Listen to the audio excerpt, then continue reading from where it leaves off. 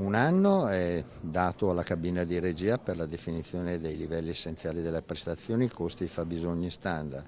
Un anno per l'approvazione della legge d'attuazione, quindi facendoli viaggiare in parallelo, alla fine del 2023 dovremo poter affrontare, valutare e votare le intese stabilite fra Stato e Governo e affidarle al Parlamento. Detta una tempistica precisa, misurabile, il ministro per gli affari regionali Roberto Calderoli, che da Palazzo Balbi, forse non a caso, ha iniziato il suo tour di incontri con i presidenti di regione. Sul tavolo, inevitabilmente, la svolta autonomista che assicura non potrà prescindere dalla definizione dei famigerati LEP, i livelli essenziali di prestazione da garantire in tutte le aree del paese. E a Venezia il ministro leghista non dà soltanto il cronoprogramma della riforma, ma anticipa anche il meccanismo delle intese tra governo e regioni una volta approvata la legge quadro. La questione non è di dettaglio e riguarda l'attribuzione delle materie. Io preferirei considerare la proposta per singola materia, in modo che il Parlamento voti quella singola materia e l'intesa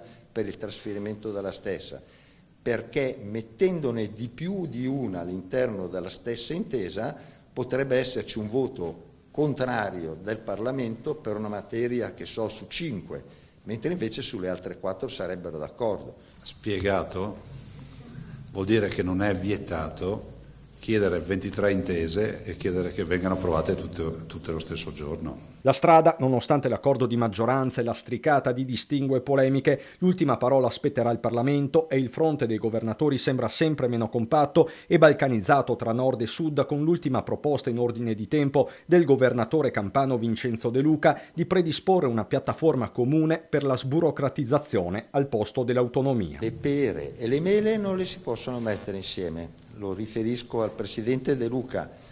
Uno non può dirmi dobbiamo andare a lavorare e lui risponde andiamo in montagna in vacanza, perché la sburocratizzazione di cui mi sono anche occupato in passato con l'autonomia differenziata non c'entra assolutamente niente. A Venezia il ministro riceve i regali di rito, statuetta del Leone di San Marco e bandiera. Da lombardo invidio lo spirito identitario del Veneto, confida, insomma nessuna parola di circostanza. L'asse Zaia Calderoli è una questione anche plastica, l'ultima fiche da giocare sul tavolo della politica nazionale. Se non ce la facciamo stavolta con questo ministro non ce la facciamo più.